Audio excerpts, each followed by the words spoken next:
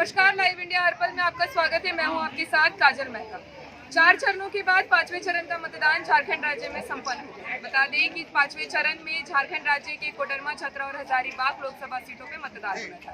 ऐसे में तीनों ही सीटों पे करारी टकरार थी। चूंकि हजारीबाग लोकसभा सीट ऐसा लोकसभा सीट है जहां पे भारतीय जनता पार्टी से भले उम्मीदवार मनीष जायसवाल हो, लेकिन जो कांग्रेस इंडिया गठबंधन के उम्मीदवार हैं वो है जेपी भाई पटेल, जो कि एक समय पे भारतीय जनता पार्टी में हुआ करते थे। उन्होंने कांग्रेस का दामन था। वही अगर हम निर्दलीय की बात करें तो निर्दलीय में संजय मेहता थे। अब इन तीनों को लेकर के तीनों को ही जो मतदान गए हैं, इन सारी मुद्दों पे जनता से हम जुड़ेंगे और जनता से ही जानेंगे, मतदाता से ही जानेंगे जिन्होंने आज अपना मत दिया है, लोकतंत्र के महापर्व में अपना योगदान दिया है। उनसे ही जुड़ करके जानेंगे कि आखिर मुद्दे क्या थे आज के मतदान के। तो आज हजारीबाग लोकसभा सीट में लोगों ने मतदान किया है। ऐसे में क्या मुद्दा रहा आपका मत देने का, वोट देने का? मुद्दा तो खास करके अभी विकास के नाम पर किया जा रहा है।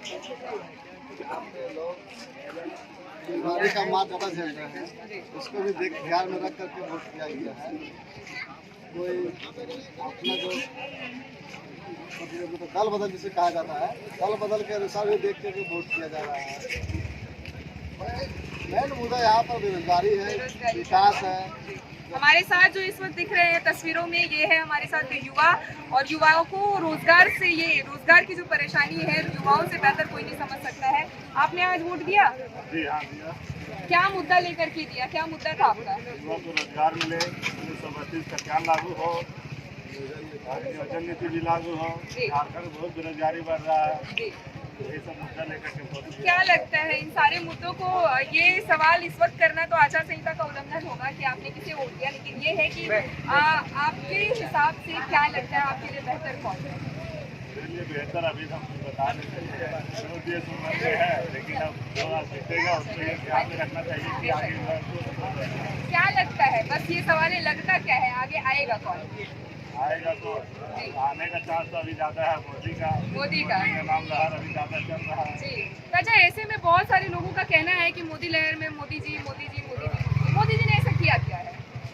मोदी जी ने अभी हर घर राशन दे रहा है, हर घर पानी चल रहा है, हर घर जल दिया है। जाने की 2-2 हज़ार रुपया काम जा रहा है हर महीना।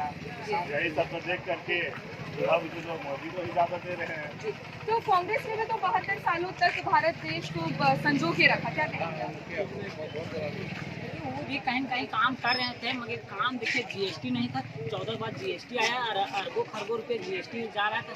स्वाभाविक भाव है कि विकास होना चाहिए, और विकास ही बुढ़ बुजुर्ग के नहीं, युवक के ऊपर भी सरकार को करना चाहिए। बल्कि युवक आज नीचे स्तर पर गिरते जा रहे हैं। PhD MA BEd करके इंटर लाखों करोड़ों छात्र बेरोजगार इधर से उधर भटक रहा है, पर आज तक सरकार, केंद्र सरकार बोल दे कि हम विकास इतना लाएं, छात्र के ऊपर इतना हम दिए हैं।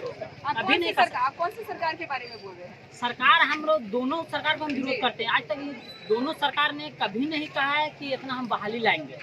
जब भी कहता है कि ये बना दिए, वो कर दिए, लंबा लंबा खले मार के निकल जा रहे हैं। क्या चाहते हैं आप लोगों की चाहत क्या है? सरकार स्वाभाविक दोनों का हटाइए और दूसरा सरकार को भी मौका मिलना चाहिए। बस यही बात है। झारखंड में नियोजन नीति लागू हो, स्थानीय नीति लागू हो, क्योंकि झारखंड के युवा को ही नौकरी मिल सके। प्लस यहाँ पे देखा जा रहा है कि सीट को बेच दिया जा रहा है। दूसरे स्टेट के लड़के लोग यहाँ पे बहाली में आ रहे हैं, यूपी के, बिहार के, पश्चिम बंगाल, आप देखे होंगे, समझ रहे हैं। बिल्कुल देखिए, आज पावरा में हम लोग देखे, पावरा में बिल्कुल ही सही बात है। पावरा में जो हाई स्कूल में बहाली आए, एक यूपी के है तो एक बिहार के है। क्या मेरा झारखंड में कोई युवक PhD चाहे BEd नहीं है? सरकार कहीं ना कहीं यहाँ बुड़बक बना रहे हैं और पैसा लेके आज देखिए पकाए 30 करोड़, सब यही है। तो ये आरोप है कि सीट्स बेचे जा रहे हैं। तो ऐसे में क्या लगता है कौन सी सरकार आपके झारखंड को संवार सकती है, आपके भारत को संवार सकती है? जयराम महतो क्यों? एक बार सहयोगी से अनुरोध करूंगी थोड़ा आगे आए। क्यों जयराम महतो क्यों? सिर्फ 1932 तो सिर्फ 1925 का मुद्दा क्यों? बहुत सारे मुद्दे हैं जो नहीं, एक ही मुद्दा नहीं है। उनका तो विकास के भी बारे में बोल रहे हैं कि अगर हम आज आ जाते हैं लोकसभा में, अगर मेरा एक भी सीट आता है तो हम 75% गारंटी के साथ कहते हैं कि वेतन हम पब्लिक को देंगे, गरीब आदमी को। अच्छा, और लेकिन सही में करेंगे। गारंटी तो प्रधानमंत्री ने भी किया था, नरेंद्र मोदी ने, पूर्व मुख्यमंत्री ने भी किया, झारखंड के हेमंत सोरेन, या फिर हम पूर्व मुख्यमंत्री की बात करें रघुवर दास ने भी बहुत सारी गारंटी दी। तो जयराम महतो की गारंटी पे इतना भरोसा क्यों? झारखंड में भी कोयला सबसे ज़्यादा निकल रहा है। कोयला निकलने के बाद यहाँ सेल हो रहा है क्या बंगाल में।